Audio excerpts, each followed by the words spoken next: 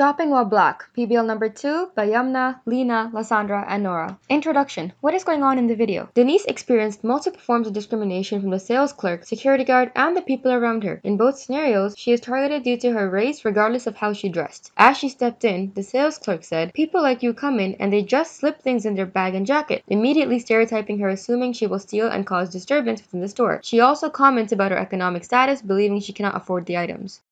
Types of discrimination or prejudice within this scenario is one of a micro or macroaggression. We have to be able to differentiate between micro and macro because one is unconscious and unintentional bias while the other is overtly conscious of having a bias. A great example would be when President Trump claimed all Mexicans are rapists or all African American comes from impoverished neighborhoods and are uneducated. The sales assistant is clearly exhibiting actions of macroaggression, especially with the statement of "you people." Her actions represent that of an large-scale racialized point of view, and she is not presenting her opinions as a subtle approach. Stereotyping. A stereotype is a predetermined picture or combination of qualities that many people feel represents a specific type of person, group, or object. Racial profiling lies within stereotyping, which is the practice of subjecting citizens to extra monitoring or inspection based on racial or ethnic criteria rather than reasonable suspicion, which then intertwines with classism, which is the notion that people from certain social or economic groups are superior to others. Black people have been treated as second-class citizens in consumer marketplaces throughout history and current events, which results in Black consumers being more likely to raise suspicion and be followed at a greater rate compared to white. Furthermore, Blacks are roughly 10 times as likely than other races to have encountered customer racial profiling. Number 2. Theory. Why do you think this is happening? Theory 1. Looking at critical race theory and intersectionality, the reason this happens is due to deeply embedded, institutionalized racism and prejudice.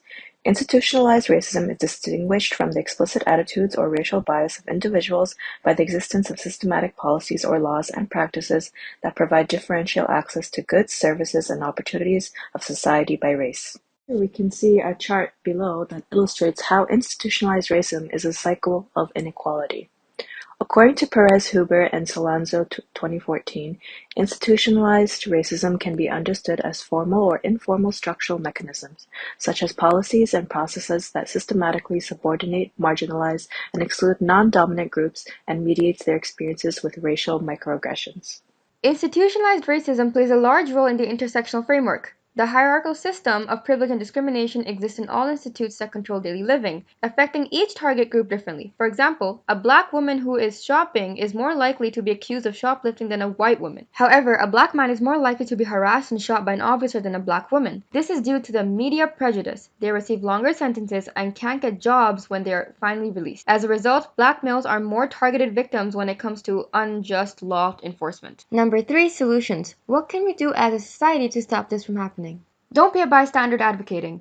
Bystanders are individuals who witness situations of injustice, discrimination, and are in a position to intervene and disrupt the injustice happening. According to Aedt4130, a goal bystanders should have is making overlooked situations much more visible to those around them and expressing disagreement with what is occurring. The bystander makes it known that the actions being taken are discriminatory to those who may have overlooked the situation and shows the perpetrator that what they are doing is unacceptable. Seeking assistance from outside sources is also a way for bystanders to intervene in situations in addition to recording the incident, keeping in mind local laws. Intervening in situations as a bystander shows the victim that they are not alone and have support in place in order for them to safely remove themselves from the situation. Solution number 2. Anti-bias workplace training. Anti-bias training acknowledges that most individuals have inherent bias that is learned through social norms and behaviors. This implicit bias affects the way marginalized groups are perceived and the subsequent behaviors towards them. Key concepts of anti-bias training include making participants aware of social justice terms and concepts. According to Martins al., this type of training should include 2 separate parts, the first being lecture-based in order to introduce participants to the concept and terms necessary, and the second part being an interactive module where participants can apply their knowledge and critical thinking.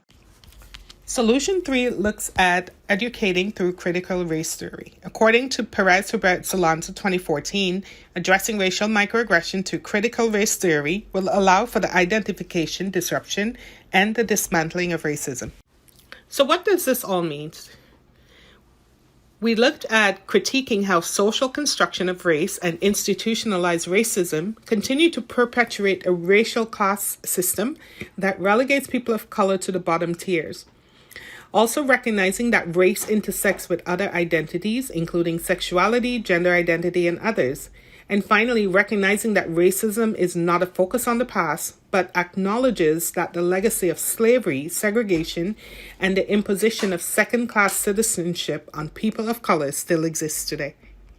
The educational outcomes of CRT principles would recognize that race is not biologically real but a social construct, acknowledge that racism is normal for society as it is embedded in the institutions and system, especially the legal system. It would also recognize that it is systematic in nature of race that bears primary responsibility for reproducing racial inequality, therefore rejecting the idea of meritocracy and colorblindness. And finally, embracing people of color everyday lived experiences to preservation in storytelling. Solution 3. Promote intersectionality. Intersectionality gives a voice to the people that experience layers of discrimination and acknowledges that each associated label is valid and not something that is universally experienced across all races, genders, ages, and sex. In the scenario presented, the woman is Black.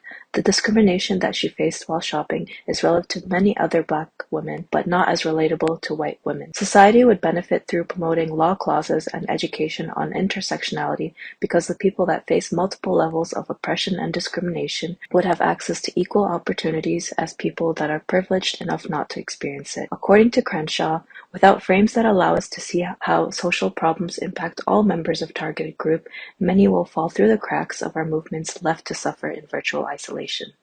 Some of the ways to incorporate intersectional practices in the workplace are perform intersectionality audit data in the workplace, intersectional assessment D&I practices, incentivizing deep inclusion, and building out from oversights. That concludes our video. Thank you so much for listening.